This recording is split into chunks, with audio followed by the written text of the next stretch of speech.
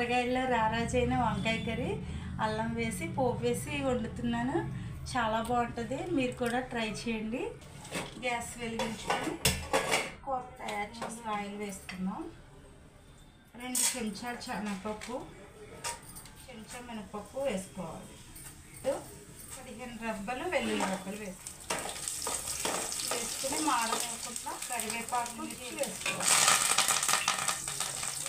చిన్నగా తరిగిన అల్లం ముక్కలు వేసుకోవాలి. ఒక 2 పచ్చిమిర్చి, ఒక పెద్ద ఉల్లిపాయ కోసుకుని వేసుకోవాలి. పోపు వేగిన తర్వాత చక్కగా వేగనివ్వాలి. ఇలా వేగిపోయింది కదండి. ఇప్పుడు ఉల్లిపాయ అన్నీను వేగిన తర్వాత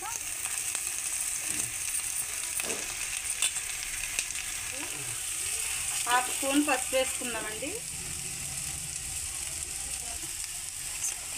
స్పూన్ సాల్ట్ వేసుకుందాం. స్పూన్ సాల్ట్ వేసి బాగా వేగనివ్వాలి. ఇలాగా కలుపుకొని కొంచెం వాటర్ పోసి మగ్గిద్దామండి. పోసి కాసేపు మూత పెట్టి మగ్గిద్దాం. స్టవ్ ఆఫ్ చేసేసుకుందాం. వంకాయ కూర రెడీ అయిందండి. గిన్నెలోకి తీసుకుందాం.